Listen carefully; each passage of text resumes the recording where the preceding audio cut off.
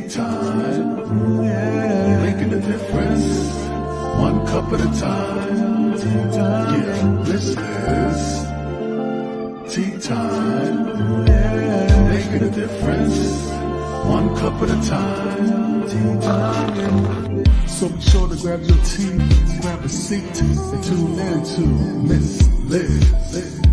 Tea time, making a difference, one cup at a time. Tea time, yeah. Tea time, time, time.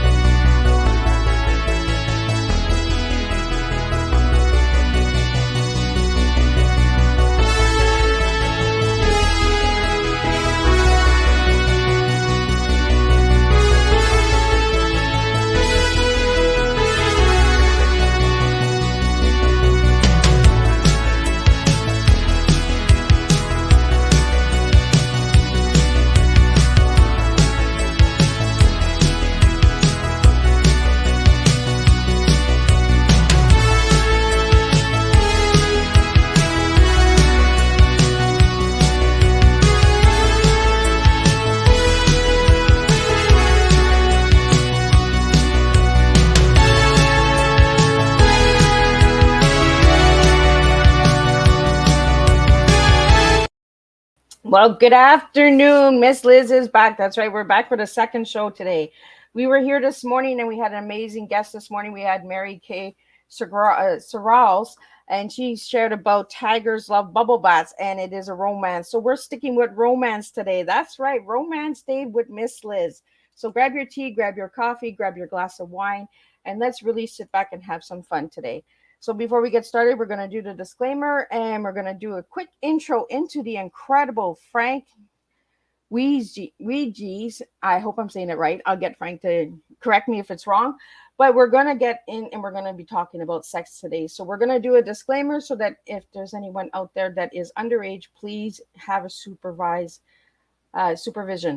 So the disclaimer for Miss Liz is the live tea shows. Miss Liz, myself, is going live using StreamYard. Before leaving a comment, please grant StreamYard permission to see your name at StreamYard.com. Please be advised that the content brought forward for any Tea Times show hosted by myself, Miss Liz, is always brought forward in good faith. However, may bring forth dialogue and opinions that are not representative of my platform. The facts and information are perceived to be accurate at the giving time of airing. All Tea Time guests and audience participants are responsible for using their good judgment in taking any action that may relate to the discussion. The content brought forward may include discussion somewhere where they may be emotionally at risk. It is significant to know that the show is engaging in discussion forums only to offer and inspire awareness and connection and is not providing therapeutical advice. If you have any questions about the disclaimer or the panelist discussion, you may freely contact me, Miss Liz, through my email at bookingmissliz@gmail.com. Moving forward, should you choose to voluntarily participate in this show in any aspect, I myself, Miss Liz, welcomes you. And should you decide that the show is not made for you at this time, I will respect that and see you at a later show at a later date and time. And this year, all tea times are on Thursday unless it's a rescheduled tea time. So make sure Thursdays to tune in. And Thursdays, we have 3 shows. We have morning, afternoon, and evening.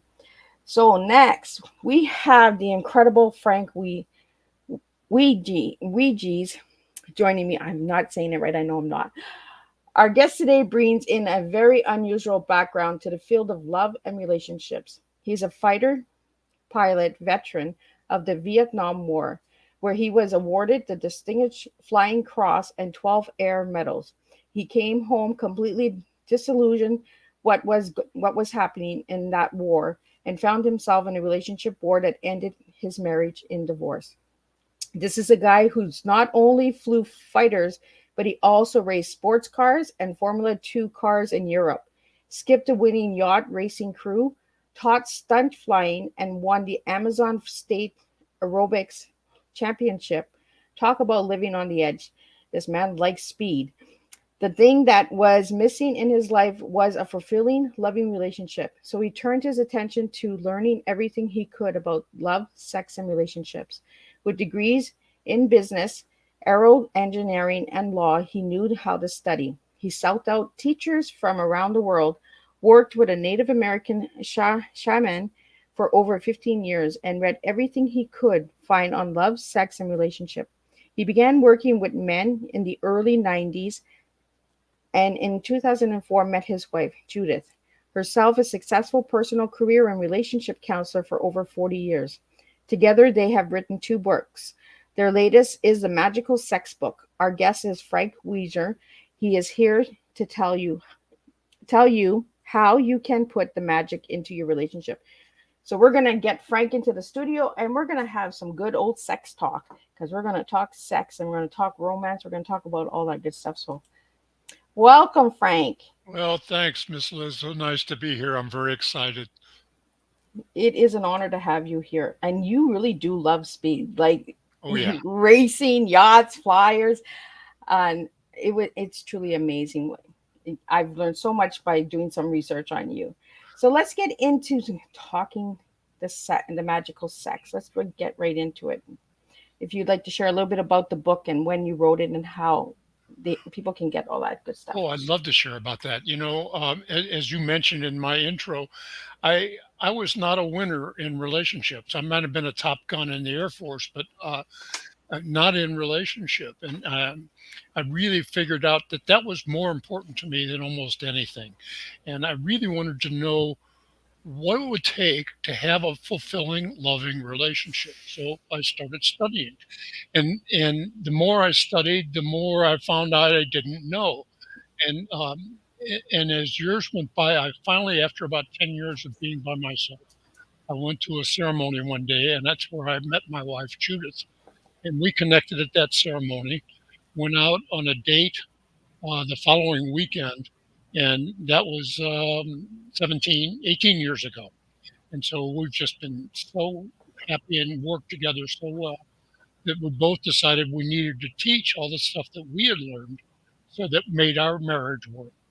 So that's how the book came about. And we started out, we went to a workshop where the seminar leader called me up to the top of the front of the room. He said, tell people what you do. And I said, well, I coach people in love, sex, and relationship. He said, yeah, you and 5,000 other Tantra teachers. He said, tell everybody what you used to do. I said, well, I was a fighter pilot. So this lady in the audience says, oh, you're the top gun of love. And everybody went, ooh. And the teacher said, well, nobody's ever done that. Write a book about love, sex, and relationship in the vernacular of a fighter pilot. I went, well, could do that. That sounds like fun. And I did it. And, it was that thick. And we looked at it, and we said, nobody's going to buy it. We couldn't even get an agent to think about it, much less look at it. So we start excerpting things out of there that we thought was the most important. And the first book came out was our book called So That's Why They Do That, Men, Women, and Their Hormones. And it talks about how hormones drive behavior differently in men and women. So with that going forward, we published that book back in 16, and it's available on Amazon. And then I said, the book I really want to write is about how sex is magic and how it creates the really powerful, energetic, spiritual glue that makes our relationship sing. And so she said yes. So she did most of the work on the hormone book, and I did most of the work on the sex book. But we both had major input into it, so it was a joint effort and an effort of love. So that's how it came about. Well, and I got to meet your beautiful wife just before the show started, and the connection is really magical. You can see the love between the two of you, uh, and I think that's what we talked about just before we came live was connection, because that's what relationship is, right? Is the connection. So let's get into the connection. How did the connection start? Well, it's really interesting. It's I had a teacher once. She said that the deepest wounds in our culture are sex and money. And she would always talk about money. And I said, well, who's going to talk about sex? And she said, not me. I said, okay, I'll do that one. So that's when the study started too. That was, many, many years ago.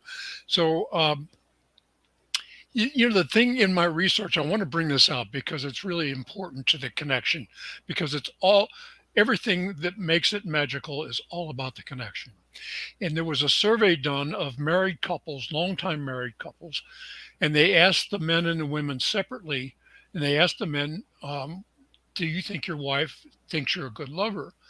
85% of the men said, "Yeah, they thought they were good to great lovers." When they asked the women if they thought their husbands were good lovers, only 15% agreed with their husbands. So that tells us two important things. One is that the men don't know what they don't know. And two, the women aren't telling them the truth. And the reason they're not is because it's hard to talk about sex. When you start telling a guy he's not doing it right, man, you're just crushing his ego and he gets hostile, shuts down, and doesn't hear another word that you're saying. Learning how to communicate about love and sex in your relationship is really a special skill, and it doesn't come naturally. We're not taught that. Yeah. So why are we so scared to talk about sex? Well, I think it's I have to say, I think it goes back to our conditioning. In school, we're taught all the things we have to learn to be successful in having a job and a career. We're not taught one darn thing about how to have a relationship, much less a sexual relationship. Sex education in school is all about how not to get pregnant and how not to get a sexually transmitted infection.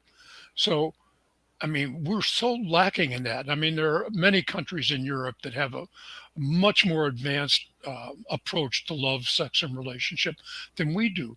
And I think a lot of it comes from our deeply Puritan culture. And it's not okay to have pleasure. It's only okay to suffer and do reparation for your sins. And God, that's just such a repressive and of course I was in a very religious family and everything was repressed. So I mean it wasn't until in my late 30s that I really began to open up to the possibilities of having a really loving, pleasurable sexual relationship. So um, learn we can talk more about this. Learning how to have uh, a loving, compassionate conversation about sex is a special skill, and oftentimes I can talk about some pointers. Do you want to go into that? Yeah, let's get into the pointers. Okay, so the first thing you have to do, let's talk about a woman talking to a man, and then we can talk about a man talking to a woman. But first of all, just getting a guy to have a conversation is a challenge in itself. And guys, you say, "How was your day?" Okay, it's fine.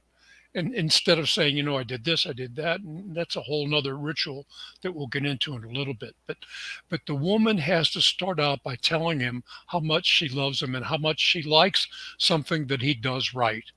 Not to bring up all the things that he doesn't do or does wrong, but start off with what he's doing that's right and gives her pleasure, and ask him how he feels about when he does that, and would he like to do more of that, and then get him to agree and acknowledge it and say, that feels so good for me, and you know what else would feel really good to me, and you get him to say, and if he says, "Know what?" That opens the door for you to tell him. And you have to tell him in a way that he can win and not say, "Well, you don't ever do this and you don't ever do that." And boy, he's gone.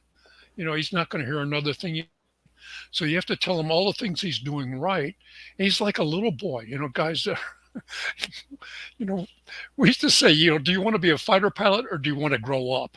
And it's, it's just the way we are. We're little boys from till the day we die. Actually, I think that's how we are. And so, if you treat him like a little boy and offer him candy or rewards, then you're going to have a lot more success. So, that's the beginning of it. There's a whole lot of other things that we do. Um, I could probably talk about some rituals we do, which are also communication. You want to get into that? Well, I think everything comes down to communication, right? It's how we communicate to each other, and that's how we connect. If we don't have that conversation, how can we connect? Correct? Yeah, well, sex is a form of communication for sure. So the way, and sex really starts way before you get in the bedroom. And there are some specific things you can do when you do get in the bedroom, and I'm sure we'll get into that. But the idea is starting to establish lines of communication. And there's three daily rituals that my wife and I do that that help us keep the communication lines open. Excuse me for a minute. The first one is our morning worship. Now, this sounds really weird, but we take a few minutes, usually at the breakfast table, to worship each other. And what I mean by that is I'll look at her and I'll tell her, I really love you. I love the way you work. I love your commitment to learning about your art. I love the way you teach your clients and work with your clients. And I love the way you take care of me. I love your titties. They're beautiful. And, just little things like that. And, and then she'll turn around and tell me, that she loves the way I keep things going around the house and how I communicate and take care of her and how the work I do to create uh, love and sex for people in my practice. And that takes maybe 30 seconds. And guess what? It gets really repetitive. I mean, we wind up saying almost the same thing every morning. And the idea isn't so much about the words that we're saying, it's about the fact that we're looking at each other's eyes, sometimes holding hands, sometimes not, and just declaring our love for each other. So that's ritual number one. Ritual number two is the evening news. And that's what we do at the dinner table. Well, how was your, and not, the answer is not fine. It was okay, or it was a lousy day. But no, it's well, I first, and then I did this. I read the paper, and did you see the article about Ukraine? Did you see the article about that tax? Did you see what that guy, that kind of what that politician did or whatever? And so we'll discuss that thing. And the idea is not so much the content as the connection. The idea is that we're establishing a line of communication. And for guys, here's the thing that you have to learn, that when women are in conversation, they're in connection. And when they're in connection, they generate a hormone called oxytocin. Oxytocin is the bonding hormone. It's what mothers have for their babies. You ever notice how women always stop to pet a dog or look at a cat or whatever? Because they can connect to that animal on a limbic level, which is below the level of consciousness, and that generates oxytocin on them. And you ever get together with or you ever watch four or five women together, and they're all talking at once and talking, and they come away, and they're like high. And the reason they're high is because not only do they generate oxytocin, dopamine, and I don't know, a couple other, but it's a real chemical cocktail. So women love that. And so to really connect with a woman, you have to talk to her, and then you have to listen to her. And a lot of times you have to do a lot more listening than a lot more talking. But you don't just sit there and go, mm-hmm, mm-hmm. No, you say, "Oh, wait a minute. What was that you said? I don't. I want to know." You have to be there, present, and engaged. And when you do that, you're generating oxytocin for her, and that's going to come back to you. Just a little side note on oxytocin for guys. I discovered a study that they did in Sweden, I think, that oxytocin goes down the brain and down the spinal column and comes out in the genital area.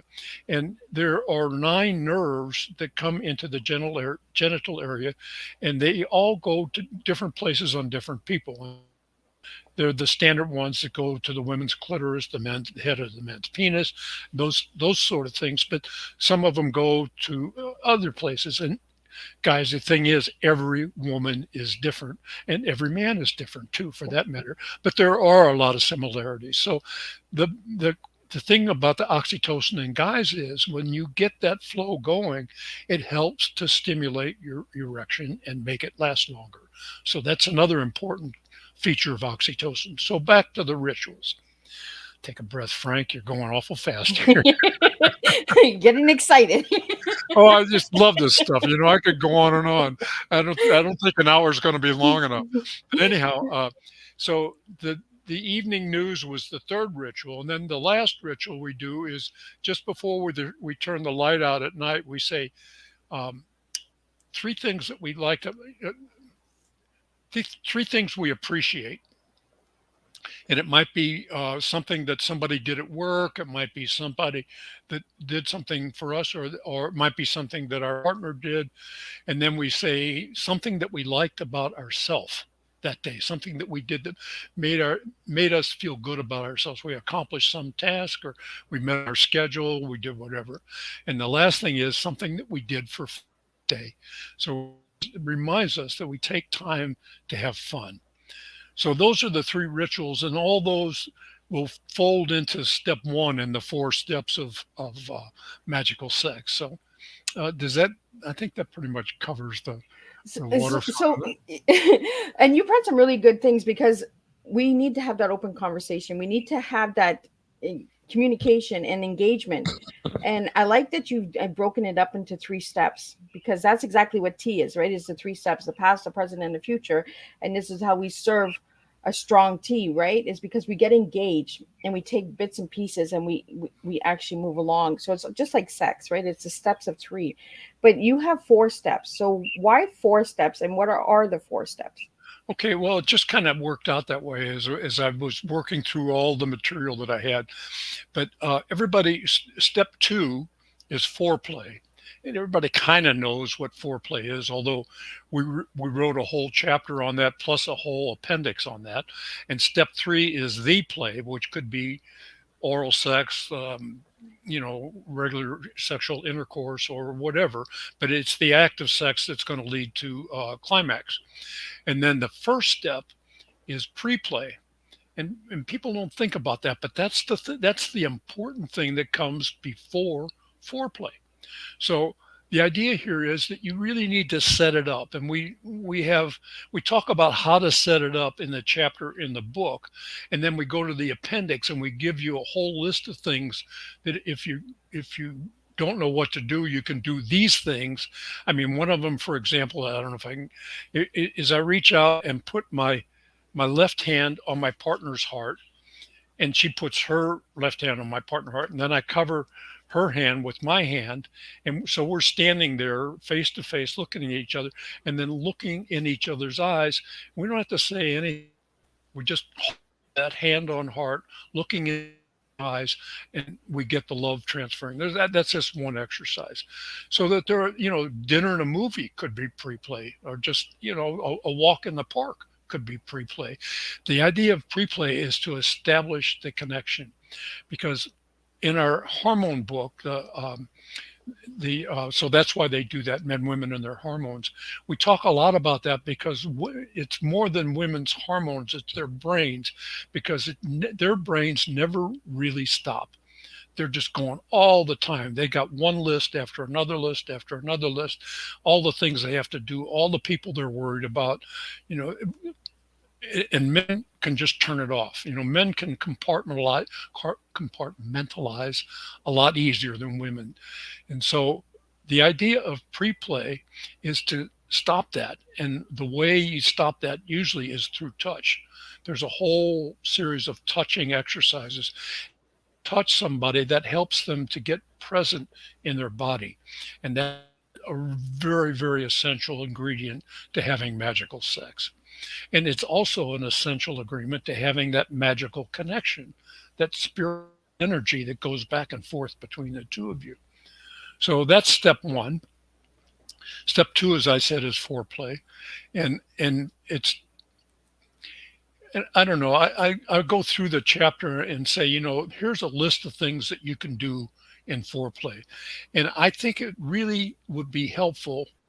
I mean, in fact, I recommend this for couples, is to get the hard copy, or not the hard copy, the paperback copy of the book, and read it together in bed and say, well, what about this? What do you think about that? And what do you think about this? And boy, is that a great way to cover all the bases and help you to understand each other more. So that's foreplay. And then the play, we talk about ways to have sex, and there's no right or wrong way. There just is having it, you know. Yeah. And one of the things we talk about is the fact that we never have mutual orgasms. We're both, I mean, women, well, it's important for guys to know that she comes first. I think Emily Nagoski wrote an amazing book, and it's called She Comes First, I think. And, or no, that was, I'm getting off track here, but that's a really important factor is I make sure that she has her orgasm before I have my orgasm. So so then we're in the play. Then we go to after play, and this is a really misunderstood idea. Most guys say, "Here's two." We'll go back to the oxytocin thing. Excuse me. When women have an orgasm, men too, they're flooded with oxytocin. Men are also oxytocin, but also flooded with testosterone, and then the testosterone overrides the oxytocin. So instead of wanting to be there and cuddle, he's like, "Well, what's for dinner?" Or what's on TV, or he'll go to sleep, or he'll say, in the old days, he'll stop and light up a cigarette and have a drink or whatever. And so that it's really important to know that that period after you have orgasms has a lot of power in it, because look at all that spiritual connection you've both made, and look at all that sexual energy you both just generated. Well, we know that thoughts have, and we know that sex has energy because we just felt it.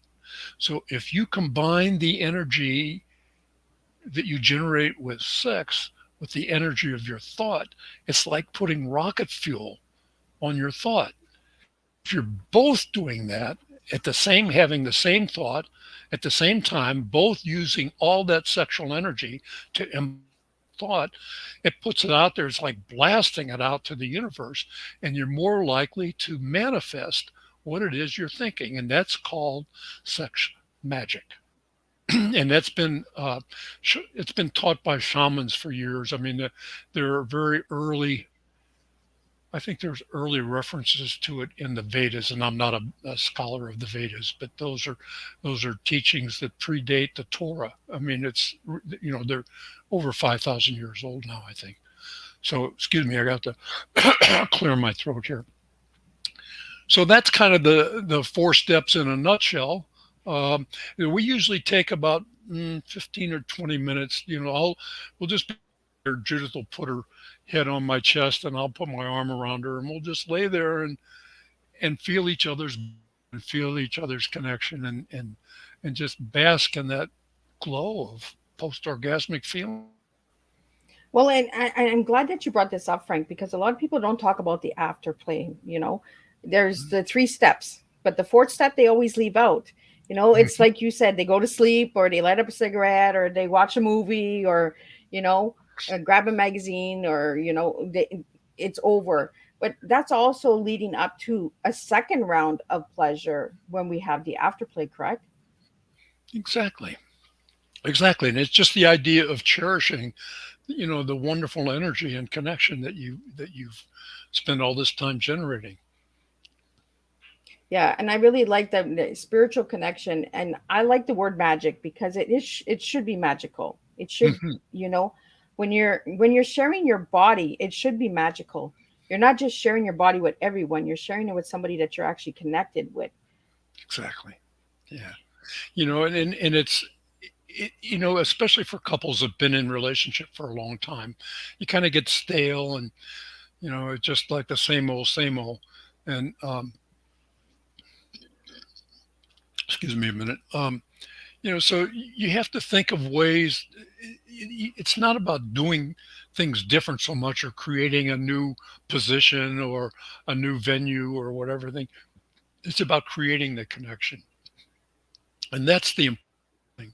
If you can create that connection and you can do it on all levels, it will just take your relationship to a much higher level. I mean, it'll just make life better for both of you and empower you, and you get that sexual energy, and that goes forward through the day, and you take that into your work. You find yourself being more creative.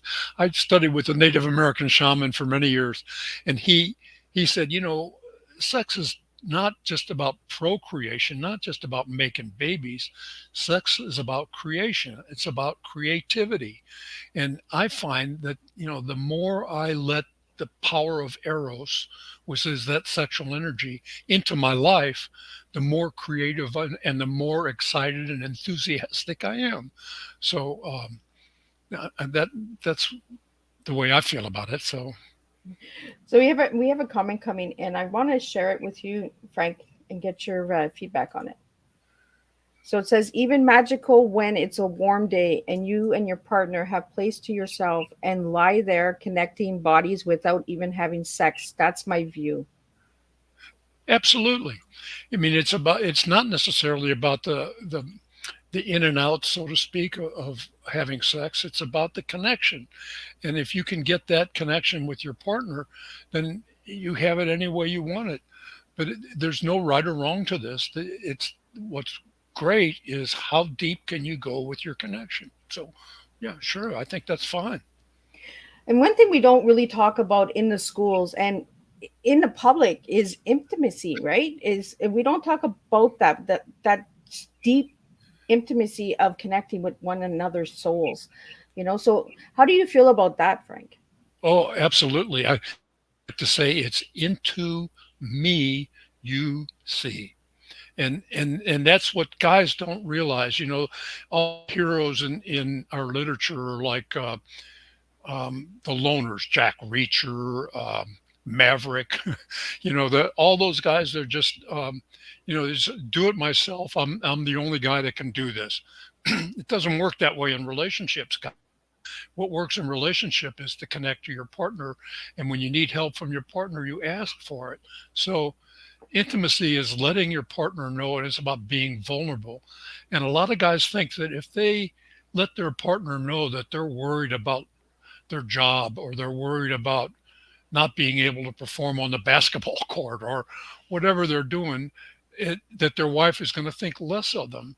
And actually, I think if they can acknowledge that they're feeling a little vulnerable, or they're feeling a little anxious about something going on at work, and the wife can come in and say, "Oh, honey, you're so good at that. You're going to be all right," and get in the love. Women love that. I mean, nature is, it's nature and nurture with them is just almost automatic. So when you open yourself up and share your vulnerability, and share your feelings of maybe not feeling great, that a lot of times what she says can help you out. So that's a big step for guys, and doing that generates intimacy and makes her love you even more. Well, it brings that deeper understanding as well, right? Because then the man doesn't feel like he has to put this tough wall on, because women don't want that tough guy, when it comes to connecting. We want to have that openness and that softness and the touching and the feeling. And I believe that's where we disconnect, right? As men and women disconnect because we feel that our partner wants us to be this tough person, but we actually want the opposite. And women are bad at that and doing that. I'm a woman, so I'm gonna fend for the women. Like we suck at telling our men what we really want, and we just feed them, and then they feel that they are pleasuring us. Like you said in the beginning of the show, is 85% of the men thought that their women were pleasured, and 15% of women said no. So us as women, we need to step up and be better women as well and start expressing. Yeah, and here's the thing: guys don't realize that women can read faces. Men hardly ever. I mean, she'll she'll be angry, and he'll say, "What's the matter, honey?" She said, "Nothing," and because he didn't see when last week when he said something that really hurt her feelings, and her face went to that hurt place, and he didn't notice it. And so he's going on for a week wondering why he's getting a cold shoulder, because he doesn't read her face like she does. That's another way, and we talk a lot about that in our hormone book. And so guys have to realize that they don't read faces, but women do. So women, when you see that face on him, when you know he's suffering, and he'll say, and you say, "What's wrong, honey?" And he'll say, "No," and you say, "What aren't you telling me?" You just keep after him until he fesses up, and maybe he doesn't want to fess up because he's doing something that he ought not to be doing. And that's another thing. If a guy is doing something he ought not to be doing, that's a withheld communication. And anytime that you have a withheld communication from your partner, you are creating separation. And you have to acknowledge if you've made a mistake, say, you know, I did something that I know you're not going to like it, but I got to get it off my chest. And let's see if we can. I'm sorry if I hurt you and whatever. But anything can be self-love if you're open and willing to cooperate. So I think that's an important thing. Well, connection, the communication needs to stay open. Whether it's, good or bad communication, we need to have that communication in order to understand each other, in order to heal and fix each other. If we don't know, how can we fix, That's right. And you can't heal it if you feel it. So right? that's, yeah, really good. So I So, don't know Frank, I want to get into your tea. If I ask you what tea you're serving me today, what are you going to give me? if you ask me what my T is. Yeah, what is your tea? So, what three words would you give me for your tea? Training, training. I would say that, training yourself, you don't get the training to be a good lover or a good partner or an intimate partner anywhere else. So you have to find, you can see that wall of books behind me. All those books are about love, sex, and not all of them, but most of them are about love, sex, and relationship. And that's not counting the 1,500 books I got in my digital library. So I read about this, study it constantly. I never quit studying. That's part of what keeps me going. I'm going to be 88 in March. I mean, in Oh, May. wow. And so that's what keeps me, and keeps me excited about learning about life and love and telling others what I've learned. So I forget, where were we going with this? We're going with our tea. We're spilling some tea. We're going to give some really good, Training. strong tea here. Yes. So, you gave me training for tea. What are you giving me for E? E is, well, more like training, maybe education and learning everything that you can about love, sex, and relationship, and talking to your partner about what you've learned. And our book, the Magical Six book, I had a toot the horn here, is a great way to do that. If like I said, get the paperback. It's, I don't know, it's not that expensive, and it will pay huge dividends for you. And what are you giving me for an A? Application. Ooh. You have to apply all the stuff you've learned and trained in. And that's the other thing. When we call our business Top Gun Love, because of that story I told you about, and because Top Gun pilots will work and study and practice as much as they can to keep their art and their skills polished. What if we did that for love, sex, and relationship? Wow. Would that change the world or what? So the idea is to to be able to study and practice. And yeah, I like the idea of practice. There's a couple aspects to practice. One is you do it because you want to get better at something, and the other is you do it because it's fun. Like practicing guitar or practicing a golf swing or piano, whatever. You do it sometimes just because it's fun. You can go out there. It's a game. It's not competition. You're just doing it because it feels good. And um, and so that's two aspects of practice. The other one is like a spiritual practice, meditation, prayer, all those things are spiritual practice. The other is that you take that and consider your relationship a spiritual practice. I mean, both Judith and I both have that concept that you know, and even in the churches they call it a sacrament. So it is a spiritual commitment. And I remember, I think we were on our third date, and Judith said, I want to make sure that I'm looking for a husband. And I said, well, I'm looking for a long-term committed relationship. She said, I'm looking for a husband. I went, okay, that's a long-term spiritual relationship. So I said, let's commit to each other right now and see how deep we can go how fast we can go. And I'll bet you in 90 days, we'll know whether it's going to work or not. And if you don't make that commitment, that's the other thing is it's the commitment to make the relationship work. And if you don't make the commitment, then there's always sort of a, well, it wasn't going to work anyhow. So I'll bail out now. And there's no bailing out. It's a commitment here, and You're either we committed or have you're gone. our yeah, yeah, but it's not easy, because we're both very strong-willed people, and we both have our ideas of how things should be, and it's led to some very uncomfortable times. But we go through that, and sometimes we resolve it, and sometimes we don't, and sometimes we say, "Oh God, we're arguing about that again," but it just never goes away. It's always going to be there. So you just take that and say, "Well, this is what I got," and then I celebrate what I got, and I have to. I do that in my meditation every morning. Sometimes I think, I just got to breathe in love and forgiveness and breathe out anger and resentment. That's let go of that stuff and just accept for what it is what you get, I own it and I cherish it, all the warts and all, and it gets better. Well, you said something that I did. What you just said, Frank, is we're arguing about that again. Just because you have a magical sex life doesn't mean you don't have arguments, right? In a That's relationship. right. That's right. Somebody wrote one of the books I read, and that all relationships go through cycles of harmony, disharmony, and repair. And the idea is when you recognize you're in disharmony, how quickly can you get into repair? And that's what it's all about. And that's going to happen, and as the relationship matures, as I said, I think we met in 2004. So what is that? 19 years ago. And it has gotten better. I mean, the periods of disharmony are lesser and lesser and shorter. But we still have them.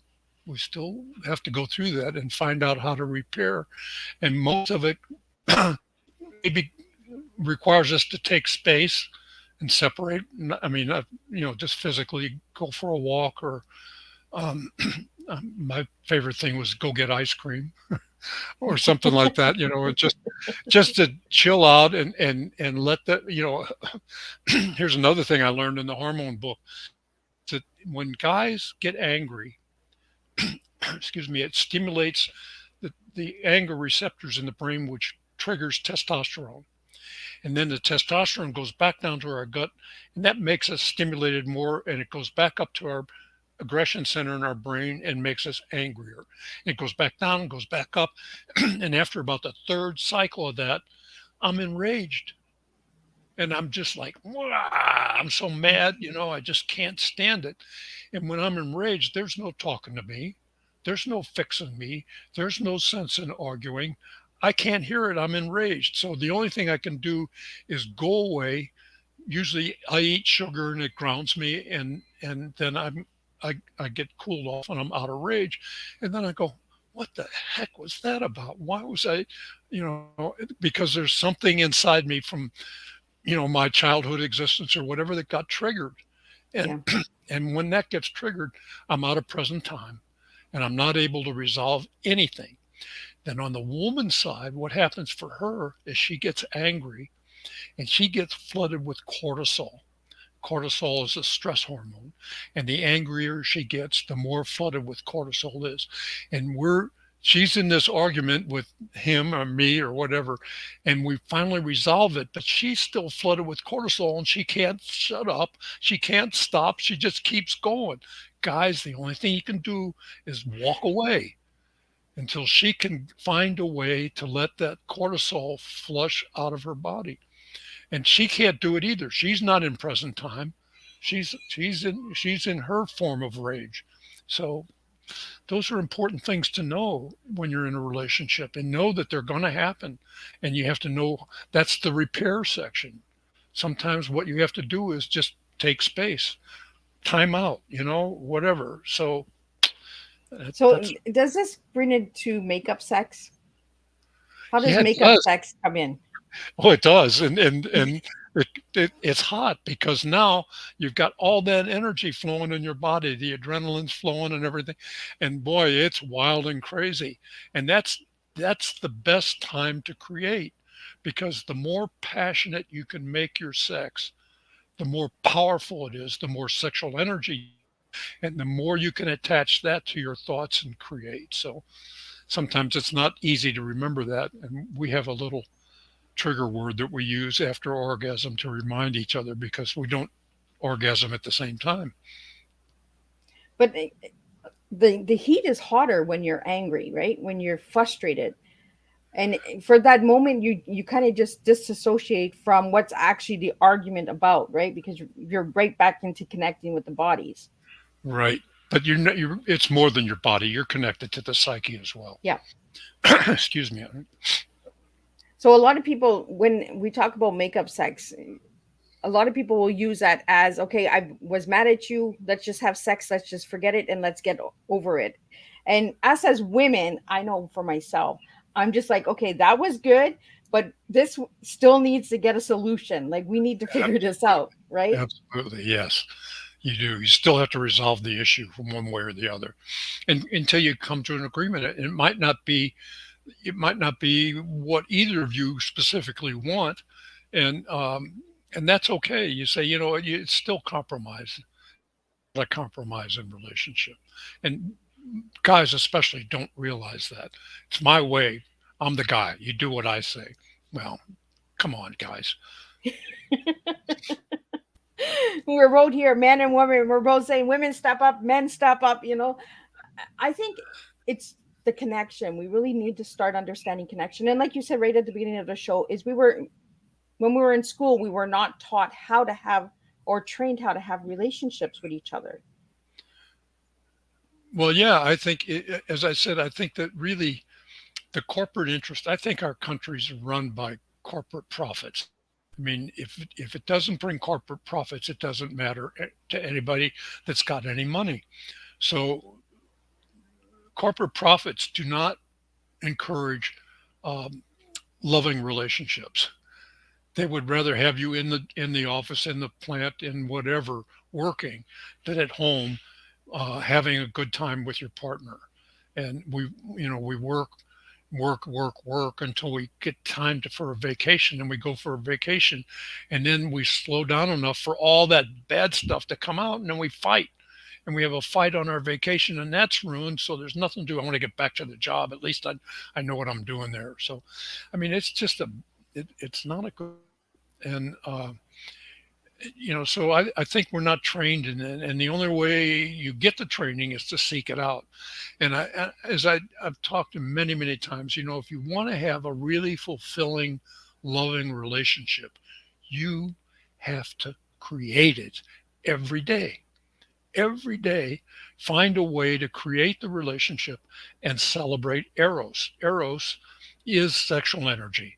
It's the life force that drives us. It's the source of creation. We came from sex. I mean, we all started with a sexual act, so with an orgasm, and hopefully a double orgasm. So anyhow, the idea is that we have to train ourselves to learn about relationships and learn about love and learn about sex so that we can have pleasure. It's not, I mean, having a good job and doing what you love and creating what you love, that's great. And taking a relationship, you have to have a balance in there. You can't just be all about work. You can't just be all about relationship. You have to have a life of everything. It's all inclusive. Does that make sense? No, that does. And I like that you say that we come from sexual energy, because that's how we are conceived as individuals. Mhm. They had to have that sexual connection in order to conceive us. Right. So why are we so scared of that sexual connection as we rebirth ourselves, like as we become human beings? We're automatically that shy person that doesn't want to talk about sex. And I want to talk about sex. I want to understand sex. I want to be educated about sex. And I think you've really brought a good point when you were sharing your tea, Frank, is that you're the training, the education, the application, and that's part of sex, right? The application of, yeah, dressing, to perform, wearing sexy lingerie, getting the lubes, getting, the vibrators, the toys, getting all of that. So we're getting the application prepared in order to practice it. I did Judith and I did a podcast with a friend of ours about a month ago, and we were talking about that. It's very common for partners to have different sexual appetites, and sometimes, usually, it's the man wants sex more than but not always. A lot of times, it's the woman that wants sex, and the guy's too busy working. He's too tired, burned out. He comes home at 8 o'clock after working, maybe 12 hours, and she wants sex, and he goes, God, honey, I'm just wasted, and he can't do it. So you have to find ways around that. That's another thing that the corporate profits run our lives. It's just, I hate it. So, not to say that corporate profits are bad, and we need corporations and we need them to succeed, but not at the expense of our lives and creating war again. Yeah. So where was I going? Oh, what? Give me a second here. So I'm thinking that you have to create it, and you have to think about how you can help each other and ask each other often, what could I be doing that's going to support you in what you're doing? And you make a relationship about each other and taking care of each other. So, um, where were we going with that, Liz? I kind of got Well, we lost. were talking about the application of practice, right? The practice of Yeah, pleasure. yeah. The So, toys, the lubes, the vibrate, because not everyone is into that. Not everyone that's not a sexual attraction for them, because some might use vibrators and others might say, what, that's not my cup of tea at all. I don't want that. Like, I want you, I don't want the toy. you yeah, know exactly. and you said that right at the beginning of the show, Frank, was we all have our own sexual pleasures and practices that we all enjoy. So if you hear your friend saying, oh, I like my toy, and the other one's like, well, I don't know about those toys, it's because we're both different individual. Like, we both have our own likes and pleasures in life. That's great, and I remember the thread I wanted to complete, and that is that we're responsible for our own sexual fulfillment. Our partners, it's not our partner's job to fulfill us; it's our job to make sure. And I usually tell this to guys too. I said, if you're not getting, you can't push your partner into having sex. I mean, um, charity is not magical sex for sure. So you don't want a mercy sex. What you want is to have a great sexual experience, and if that means doing it for yourself, then do it for yourself. There's nothing wrong with that, and it takes the burden off the. Let's say for me, with a woman, if I want sex and she's not into it and not ready for it, then I'll go close my office door and take care of myself and do what I need to do to relieve that pressure that's driving me crazy. And women can do the same thing. And women, God, I love I think, I'm trying to remember the name of the woman that wrote, I think it's Becoming Clitorate or The Clitoral Truth. I don't know, one of those two books. But women, I think somewhere around 85% of women do not orgasm in in penis and vagina sex. They only orgasm from clitoral stimulation. So guys have to know that. And that's why it's really important to know how to manually or orally stimulate the woman's clitoris so that she does have an orgasm. And then you can have penis and vagina sex and you can have your orgasm, or she could do oral sex or manual sex on you. However, it doesn't matter. It's the idea that you're both giving each other pleasure. So it's really important to know that. And for guys, if you're feeling like you have to have it and she's not willing, then take care of yourself. For God's sake, you did it for years in high school. You Right. did, you did it in college, and women the same way. If you think you really want it and he's too burnt out, working too hard, you want to do something to try and get him not to have to work so hard, but take care of yourself. Just do what you need to do. I think that's really important. Well, I think, Frank, it comes back to those numbers, 85% and that 18%. you know, was that the women not saying that getting they were having their orgasm without the intercourse, where the man thought it was the intercourse that was giving them the pleasure. And maybe this is where we need to understand and be educated more, is that the women don't have an orgasm during intercourse, you know. Right. And guys are, and so women think that they have to fake it to make sure the guys think that they're doing their job right. Well, those days are over, buddy. You got to figure out what works and what doesn't work, and that doesn't mean you can't have penis and vagina intercourse. That's a good thing, and that's where babies come from.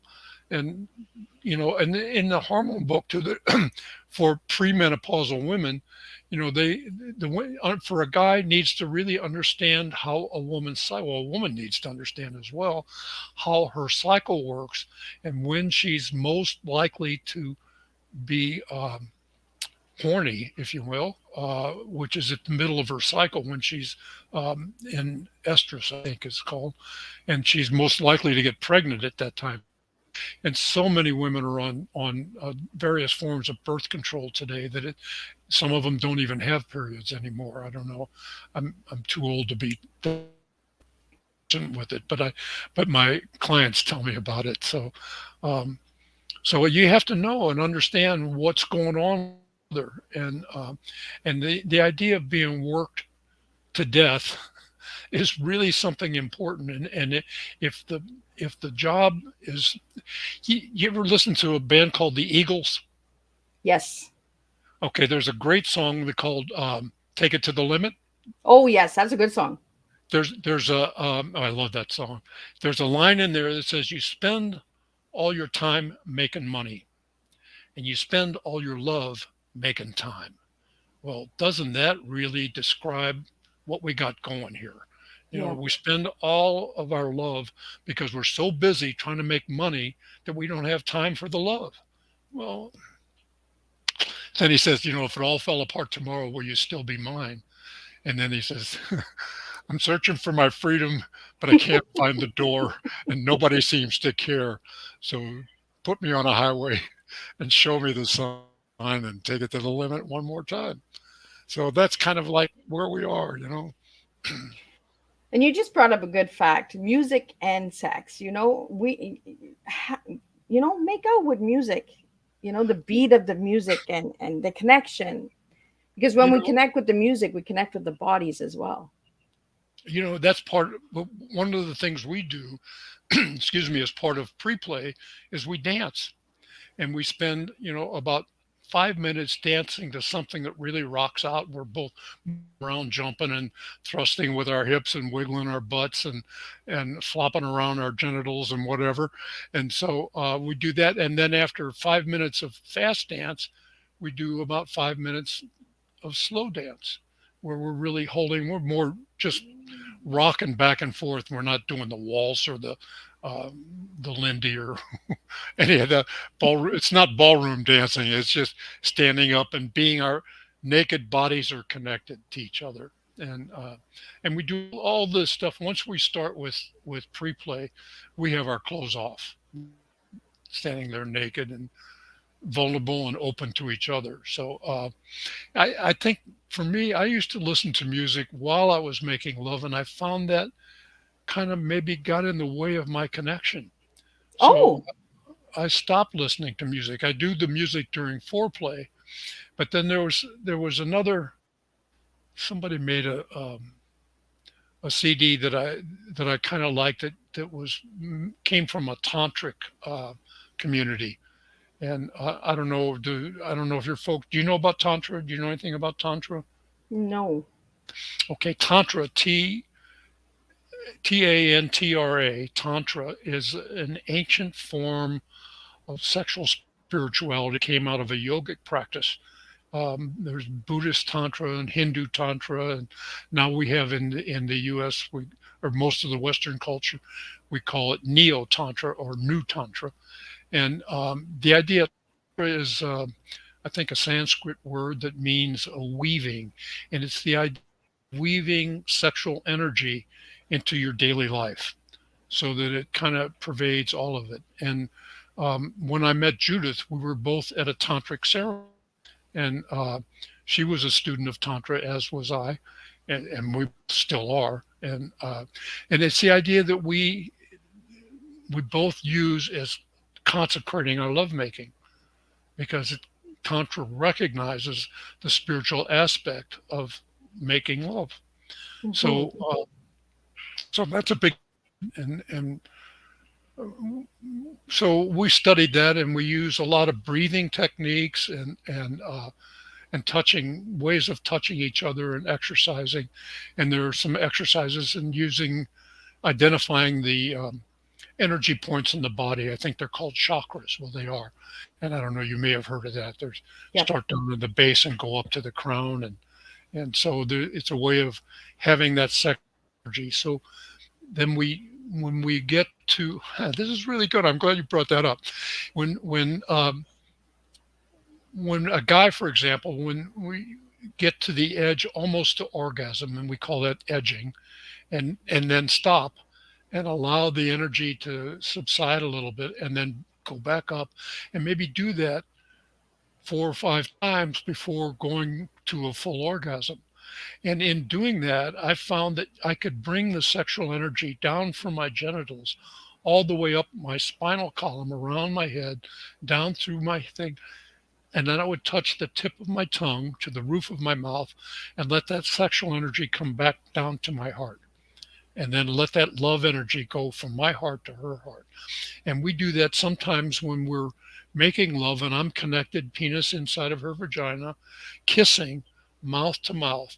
And we have a whole energy circuit then that goes from my mouth, her sexual energy coming in, comes down my spinal column, up my penis into her vagina, up her spinal column, and out her mouth and back into me. And we can stay connected like that for a long time, and just not moving much at all, just being connected and exchanging that energy. And that's really getting into the spiritual realm. And it's just it's like staying in a blissful state for Well, and this half is hour. why I'm not rushing our conversation, Frank, is because I want people to understand that we're not here to rush sex. We're not here to just get it wham bam, thank you, ma'am, and get the sex education out there. I really want my viewers and audience to know that some things need to take the time. We need to slow down. We need to enjoy. We need to have the pleasure. And yes, we are going over the hour because I want Frank to get into a lot of these details because we don't speak of these things. We don't understand these things. So how do we better our sex lives if we don't know? We need the Well, awareness. well, that's the whole thing, and it's really true. It was certainly true for me. Is I didn't know what I didn't know. And the only way is to make a concerted effort and find a way, find books, find teachers, find coaches, find people that can help you. Don't try to, don't be like Jack Reacher. Don't do it all yourself. Just get help. And there are love coaches, relationship coaches everywhere, and have websites, and you can look at their website and say, I identify with that person, and then you reach out to them and say, what do you charge for a coaching session, and what do how can we connect, and what do we do? I do almost all my coaching by phone or by Skype, or more often by Zoom. So um, and I love this platform that you're on too. It's really great. And so that's the whole idea, is you have to make an effort. This isn't going to happen unless you make it happen. And you have to take responsibility for educating yourself, as I did. I mean, nobody, I didn't know where to go. And I would talk to everybody I came to. I went to 12 meetings, and I talked, I have to say that, 44 years ago, I got sober in AA. And it was, talk about a spiritual awakening. It was definitely a spiritual awakening for me. Haven't had a drink or a drug since. And now I wouldn't even think of taking something that's going to alter my consciousness, that I work so hard to be conscious and present in the moment, no matter what. And and I want to keep it that way. So I learned then that I had to take responsibility for myself and educate myself. And I'm not afraid to study. I'll do it. And I think learning is a good thing. And I do a lot of things. So that's Well, kind of what I, and you're making some really good points, Frank, is because you and your wife are both relationship coaches, and you're still doing the research, you're still getting the training, you're still practicing, you're still putting the work into the application of the relationship. And I think as women and men, for all the audience and listeners that will watch the replay, I, it's okay to ask for help in your relationship, and it might even make your relationship stronger, by reaching out and saying, you know what, I don't know all the answers, I don't know what pleases you, and I don't know how to get you to express yourself. So let's get a coach, and maybe that coach can get you to open up. Because us as women too, we're like, oh, if we tell them that, they're gonna think we're dirty, we like it dirty, we like it where a coach can actually make us, help us, lead us into a better sexual relationship with our partners as well, correct? yes, absolutely. And a lot of times the idea of having a coach for couples is that oftentimes the coach needs to act free. He's going to say, "Wait a minute, you can't talk until he's finished talking." And actually, Judith and I use process. I don't know. I learned from one of my teachers that we call it conscious listening. And basically, what we do is if we're having a debate and we want to resolve an issue and we fight about it, we say, "Time out. I want to have a conscious listening about this tomorrow or this evening or whatever." We don't want to do it in the moment. You can't do this while one of you is angry or upset. Yeah. It won't work because, as I said, when you're angry and upset, you're not in present time and you're not going to solve anything. So when you're both, clear minded and ready, then we sit down face to face across the table or just one chair to another, but at each other, and we have those little timers, the kitchen timers. And we set it for 15 minutes.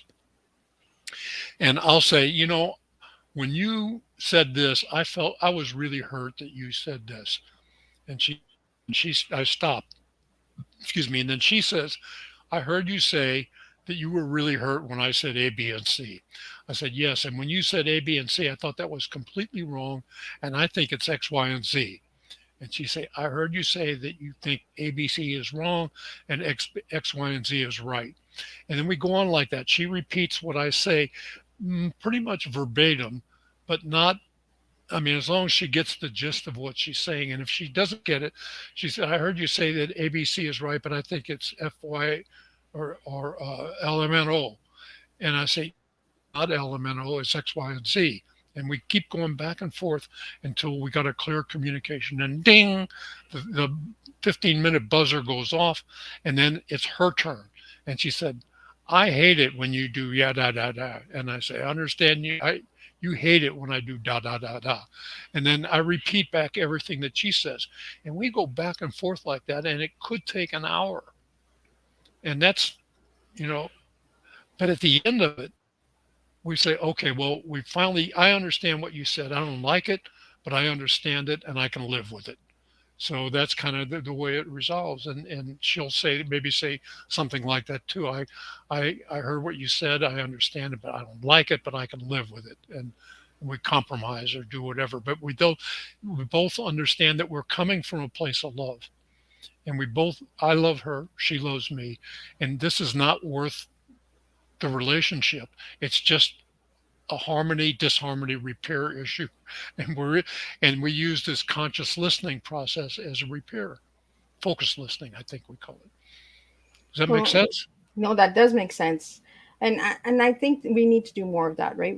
But I think it comes back to the connection, the communication. When we're having a disagreement, it's usually broken discommunication, and that's what you're saying, like XYZ, and I think it's ABC, and then and like you said, it might take an hour for me to actually understand that it is XYZ, not ABC, you know. But I think it's that broken disconnection of communication. We might find out that it's really AXM. right? It's not ABC. It's It's not not X, Y, even Z. It's neither one of us was right, yeah. but So having that communication, you actually find solution. And I yeah, think that's what it's all about is, and absolutely. magical sex is actually about a solution of understanding one another. It's about magical relationship is really what it is, and that's what it takes to have magical sex. So, Frank, any final words? We're going to wrap up your tea time. How can people get your book? Where can they find you if they'd like to have you on their podcast or Well, radio station or all of that good stuff? I think you mentioned it. My website is www.topgunlove, all one word, .com. And I do coaching, but I'm not really looking for more clients. But if somebody has an issue and they want to talk to me about it, I'm happy to work with them. The phone number and the email is all on the website, so you can find it there. Both of our books, the Magical Sex book, and so that's why they do that, are both on Amazon, and you can get them there. Awesome. And I'm happy to. I love to, as you can tell, I love talking about this stuff. And we need this again, communication and understanding. We need the education. If we don't research and get the proper education out there, how can we understand what magical sex is? Yes, So I really want to thank you, Frank, for joining me today on Tea Time. It was an honor having you here. I learned so much. My paper and pen are like full, full, full. I got notes here, notes there. Yes, I am the pen and paper girl. So I really want to thank you. It was an honor to get to know. And let's stay in touch because I might have some questions that I might want to reach out to you and Judith about. Um, and I want to get everyone that tuned in today. Thank you.